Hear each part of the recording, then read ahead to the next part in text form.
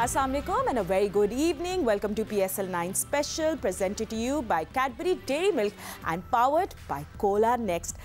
वो कहते हैं ना 8 times lucky. Well, नहीं कहते 8 times lucky. It's always 3 times lucky. But yes, Lahore Qalandars को लगे 8 matches to win they first और अनफॉर्चुनेटली वो अब आगे तो नहीं जा सकेंगे पीएसएल पे, बट ये जीत में उनको ज़रूर थोड़ा सा कॉन्फिडेंस मिला होगा. सो 8 मैचेस के बाद लाहौर कलंदर्स फाइनली अपना फर्स्ट मैच जीत गया अगेंस्ट इस्लामाबाद यूनाइटेड. इस पर थोड़ी देर में हम नजर डालेंगे, but let's just tell you कि आज कौन सी दोनों टीम्स होंगी एक दूसरे के आमने सामने. Well, it's Karachi Kings and Islamabad United again. ये दोनों टीम्स होंगी आज एक दूसरे के आमने सामने. लेट्स सी क्या होता है. इस मैच में भी हम लोग बात करेंगे. हमारे एनालिस्ट हमारे साथ मौजूद हैं, जल्दी से इनको इंट्रोड्यूस कर लेते हैं. मेरे साथ है senior sports journalist Syed Yahya Husaini, senior sports journalist Abdul Majid Bhatti मेरे साथ मौजूद है, और हमें वीडियो कॉल पे ज्वाइन किया है former test cricketer Abdul Razzaq ने एंड पाकिस्तान विमेन टीम के allrounder Kainat Imtiaz. Thank you so much everybody for joining us. इससे पहले हम लोग बात करें लाहौर कलंदर्स की. Let's have a look at the score card कि कल किस तरह लाहौर कलंदर्स ने मैच जीता. सो सूरत हाल मैच की यूँ थी कि कर्टिसी वैंडर डूसन, उन्होंने बहुत मेजर रोल प्ले किया. But batting first, he made his 64, just anchored his innings. और फिर शाहीन शाह अफरीदी आए 30 रन बनाए. That's something we won't forget, and those 4 sixes. And खैर तो 162 का टारगेट दिया. And Islamabad United while chasing बड़ी ज़बरदस्त बॉलिंग की भाई. कल सब कुछ was working for Lahore Qalandars and 73 for 7 हो गए थे bye the way Islamabad United at once and while chasing. मगर फ़हीम अशरफ की अनबीटन 41, टू गुड. और थोड़े रोल प्ले किया आज़म खान ने भी 29 और नसीम शाह 27. सो रज़ाक आपके पास पहले आते हैं. फातिमा, पहले आप रज़ाक से सवाल नहीं करेंगे, मैं आपसे सवाल करूं. और सिकंदर बग रोज एक टीम बना रहे थे, क्रिकेट बोर्ड ने तो नहीं बुला लिया उनको चीफ सेलेक्टर बनाने के लिए?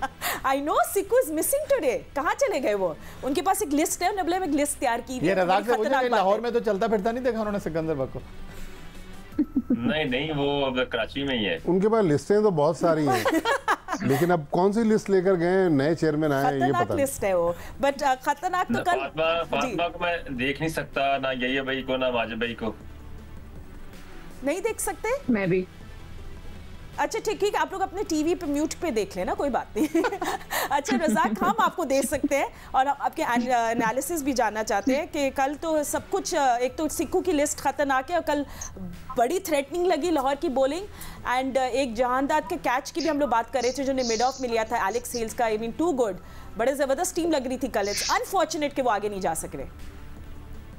देखिए, बहुत अच्छी बात ये है पीएसएल की एक स्टैंडर्ड क्रिकेट का, और इतने मैचेस हारने के बाद भी अगर ये इंटेंट लाहौर कलंदर की नजर आई है तो इसका मतलब है कि लाहौर कलंदर में इतना पोटेंशियल है कि वो कहीं भी.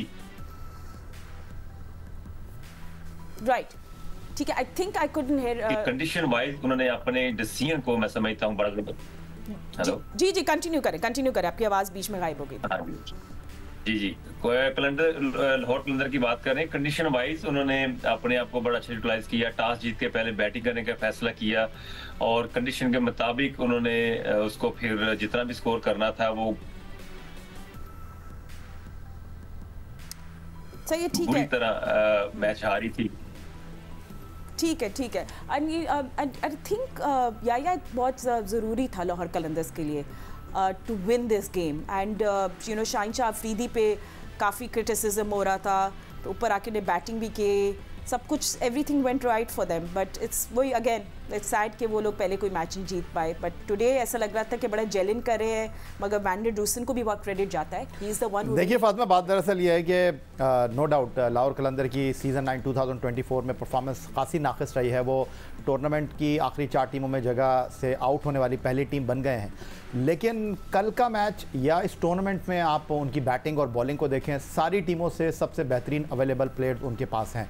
बट किस्मत के धनी वो साबित नहीं हुए.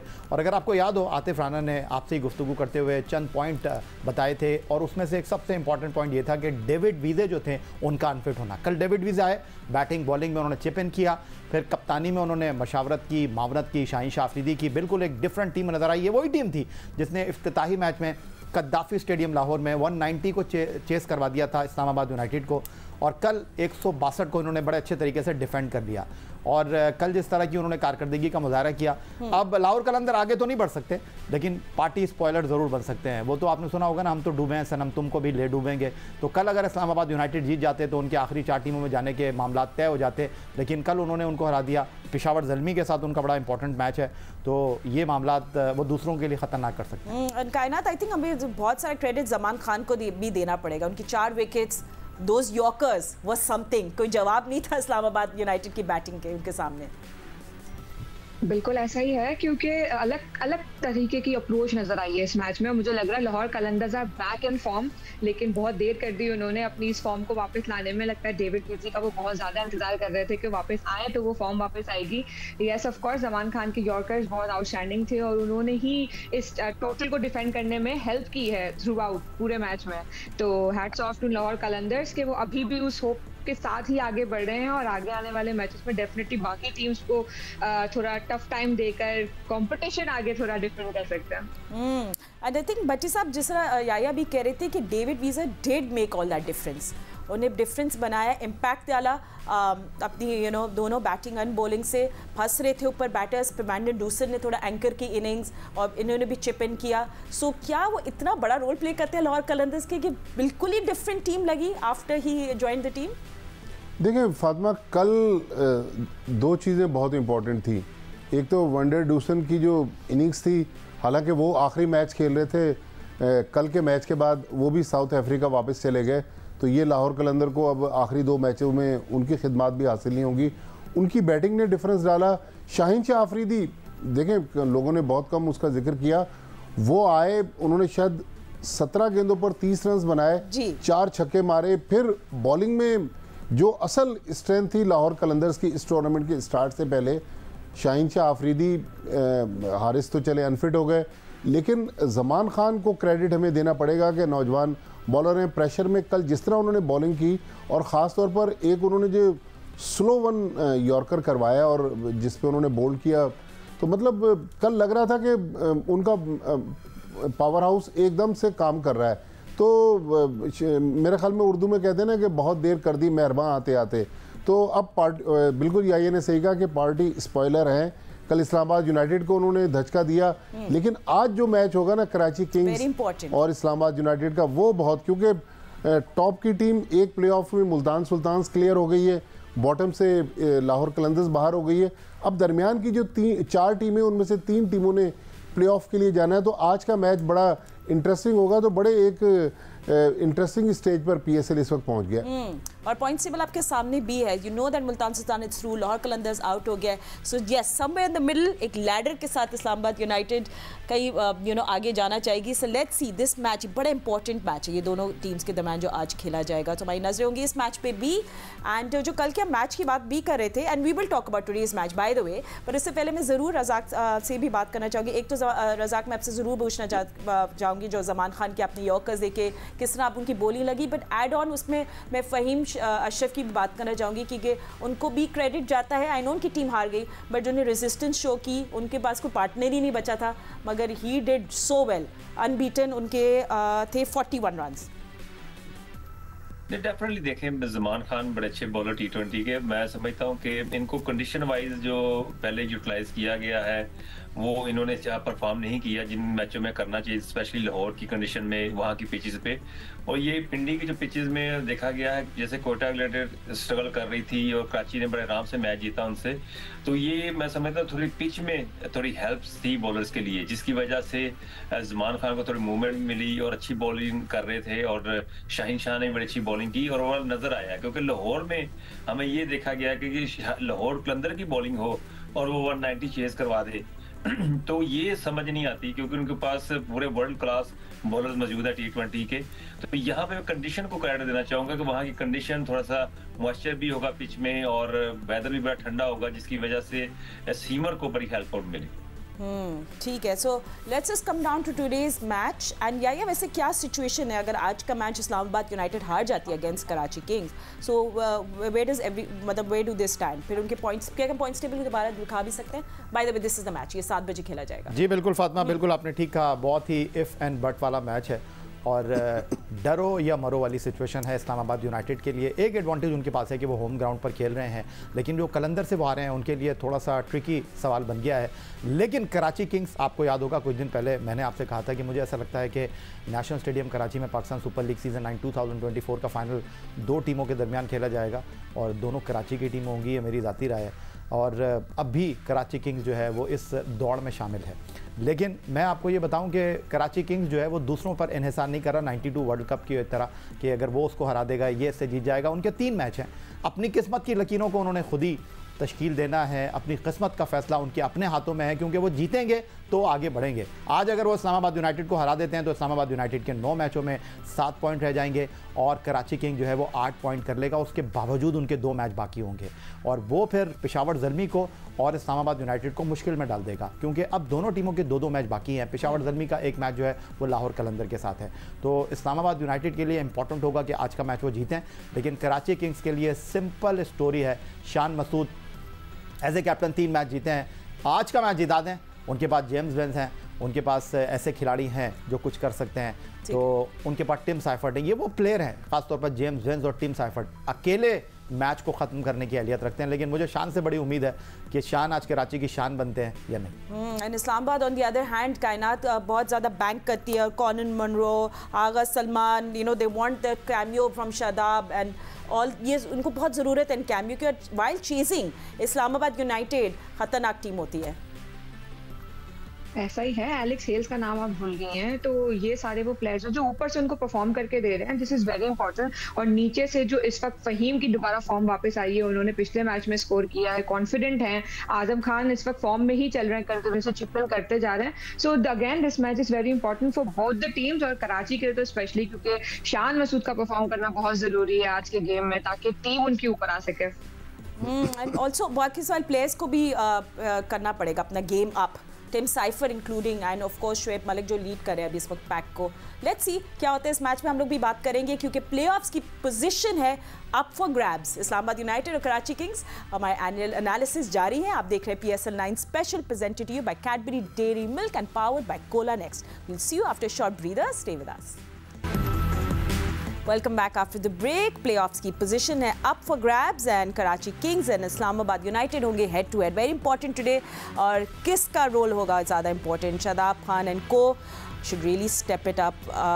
Let's see क्या होगा इस मैच में। Karachi Kings on the other hand heavily banking on their batters कि वो कुछ अच्छा कर ले। But anyway, हम ये भी आपको जल्दी से heads up दे दें कि हमें join कर लिया है former test cricketer सिकंदर बख्त ने भी। सिक्कू, thanks for joining us. And I think do you want to talk about today's match first? क्योंकि अब हम लोग लाहौर कलंदर्स वाले मैच की तो बात का आपने मिस कर दी। So let's talk about this. I mean Islamabad United and Karachi Kings दोनों जो हैं आई थिंक क्लोज कॉन्टेस्ट होगा, क्योंकि दोनों के लिए बड़े कोई रोलर कोस्टर राइड रही है PSL so far. ये देखो, सबसे पहले तो मैं रियली टच कि मैं नहीं था तो सबने मुझे बड़ा याद किया, मेरा नाम लिया, मेरा जिक्र किया। बहुत बहुत शुक्रिया आप लोगों का। आप प्लीज बाद में जरूर देखिएगा कि क्या बात हुई आपके। Before saying anything you might want to listen. अच्छा, सुन लिया था, ठीक है। नहीं, हमने तो खुशी का इजहार किया कि फाइनली मोहसिन नकवी ने आपको बुलवा लिया। कहाँ बुलवा लिया, डाला आया था बाहर, मैं तो छुप गया था एक्चुअली।